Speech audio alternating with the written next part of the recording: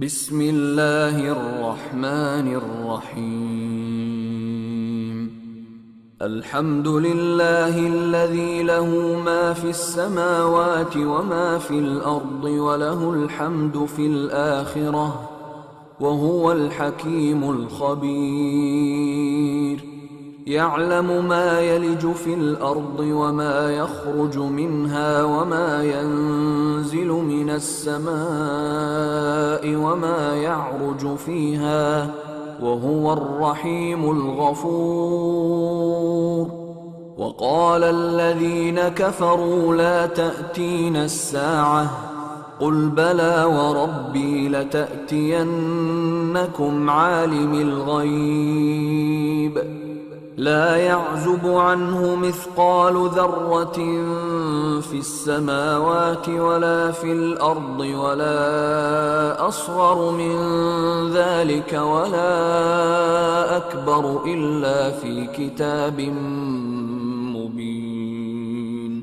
ليجزي الذين آمنوا وعملوا الصالحات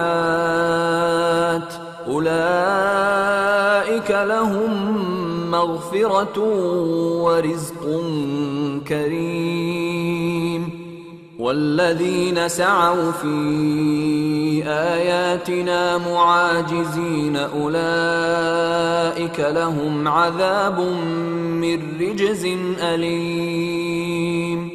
ويرى الذين أوتوا العلم الذي أنزل إليك من ربك هو الحق ويهدي إلى صراط العزيز الحميد.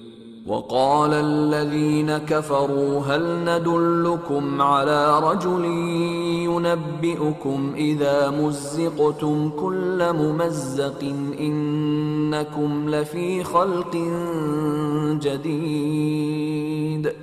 أفترى على الله كذبا أم به جنة بل الذين لا يؤمنون بالآخرة في العذاب والضلال البعيد.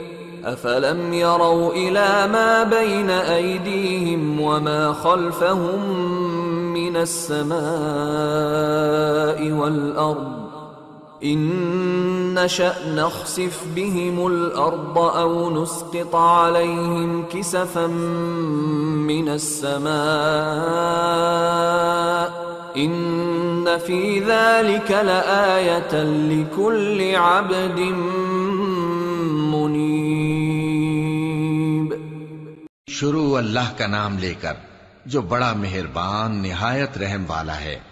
सब तारीफ अल्लाह ही के लिए है जो सब चीजों का मालिक है, यानी वो कि जो कुछ आसमानों में है और जो कुछ जमीन में है सब उसी का है, और आखिरत में भी उसी की तारीफ है, और वो हिकमत वाला है, खबरदार है।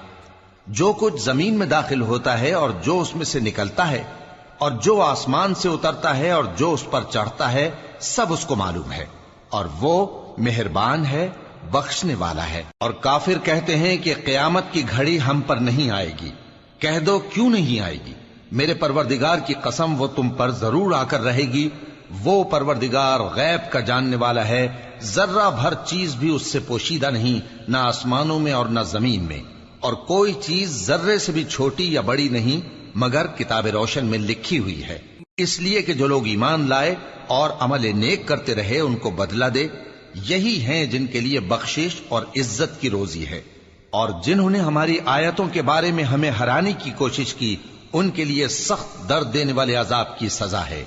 और जिन लोगों को इल्म दिया गया है वो जानते हैं कि जो कुरान तुम्हारे परवरदिगार की तरफ से तुम पर नाजिल हुआ है वो यकीनन हक है, और उस अल्लाह का रास्ता बताता है जो गालिब है, काबिल तारीफ है। और काफिर कहते हैं कि भला हम तुम्हें ऐसा आदमी बताएं जो तुम्हें खबर देता है कि जब तुम मरकर बिल्कुल रेजा रेजा हो जाओगे तो तुम नए सिरे से पैदा होगे। या तो उसने अल्लाह पर झूठ बांध लिया है या उसे जुनून है।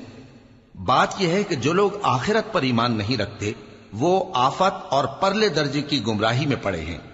क्या उन्होंने उसको नहीं देखा जो उनके आगे और पीछे है, यानी आसमान और जमीन?